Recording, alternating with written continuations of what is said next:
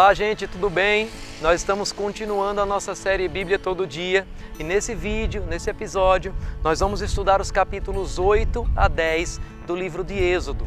Nós percebemos que a consequência da maldade dos egípcios sobre os hebreus é uma sequência de pragas que vamos observar nessa leitura. A história das 10 pragas do Egito, como ficaram famosas, é conhecida mesmo entre os não cristãos e existem extensas evidências históricas e arqueológicas de que isso é um fato e não apenas uma lenda, não apenas uma ficção. Nós percebemos também que o faraó, mesmo diante de todas essas demonstrações, não reconheceu voluntariamente o poder de Deus e apenas após uma série de juízos ele iria permitir a saída do povo para a sua jornada à Terra Prometida. Nesse trecho, certamente você, leitor, você que já estuda a Bíblia há um certo tempo, pode se deparar com uma grande dúvida. Um fato curioso e muito discutido é a expressão que Deus endureceu o coração de Faraó. Será que o texto quer dizer que Deus arbitrariamente predestinou o Faraó para a perdição? Se nós estudarmos claramente todas as versões da Bíblia e todos os textos que citam esses episódios, nós vamos ver que Deus não tem prazer na morte do perverso. A Bíblia diz que o prazer de Deus é que o perverso se converta do seu caminho e viva. Nós vemos a Bíblia também dizendo em 2 Pedro 3,9 que Deus não quer que nenhum, inclusive o faraó, pereça, mas que todos cheguem ao arrependimento. Se compararmos os vários trechos, nós vamos ver que existem alguns versículos que trazem a expressão que o Senhor endureceu o coração de Faraó, essas passagens. Mas se você estudar com um pouco de atenção a Bíblia, você vai ver que existem outras passagens que dizem que foi o próprio Faraó quem decidiu endurecer o seu coração.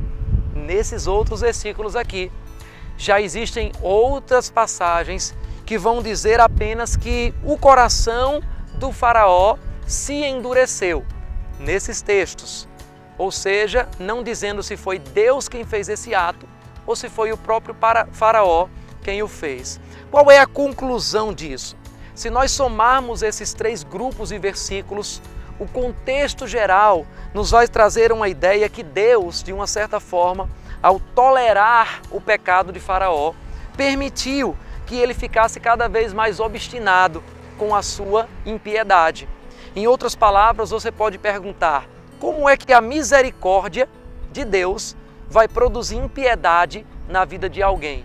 Eu gosto muito de dar esse exemplo que eu vou falar agora, porque muitas vezes quando uma pessoa peca e não recebe um juízo do pecado sobre a sua vida imediatamente, ele pode começar a ter a sua sensação interior de que pode continuar pecando e pecar cada vez mais, pecar cada vez menos com a consciência do seu pecado.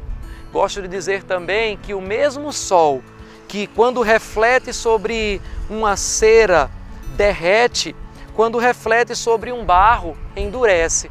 O mesmo sol, Deus, quando reflete sobre uma natureza de um pecador, pode tornar aquele pecador mais endurecido ainda à sua exposição.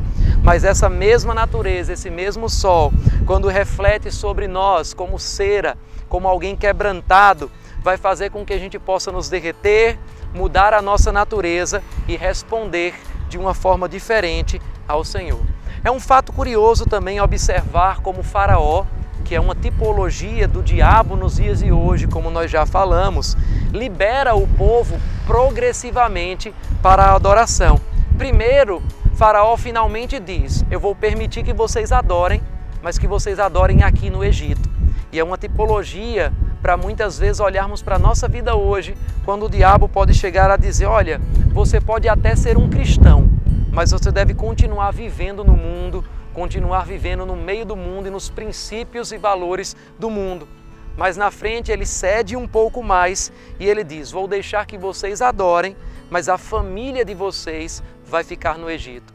Em outras palavras, é como se o diabo nos dias de hoje dissesse para a gente: depois de conseguirmos sair de fato do mundo, que nós deveríamos ser cristãos, mas a nossa família não necessariamente será. Por fim, a Bíblia diz que quando finalmente a família também é levada para a adoração, o faraó tenta fazer uma outra negociação. E ele diz, olha, você vai adorar, mas os seus bens ficarão. Em outras palavras, é como se nos dias de hoje o diabo pudesse dizer para nós cristãos, você vai servir a Deus, eu vou deixar você servir a Deus, mas os seus bens não vão. Você vai ficar pobre servindo ao Senhor.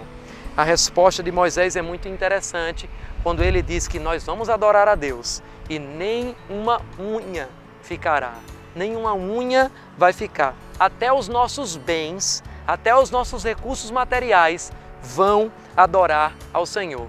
Consagre ao Senhor você mesmo, consagre ao Senhor sua família, consagre ao Senhor os seus bens, não deixe nenhuma unha nas mãos daquele que pode te fazer dano, nas mãos daquele que pode te afastar do propósito de adorar ao Senhor. Nós sabemos, a Bíblia diz no Evangelho de João, na verdade na carta de João, 1 João, no capítulo 5, versículo 18, que todo aquele que é nascido de Deus não vive no pecado. Antes, aquele que nasceu de Deus o guarda e o maligno não lhe toca. O diabo não pode tocar você se você decide consagrar tudo que você é e tudo que você tem ao Senhor.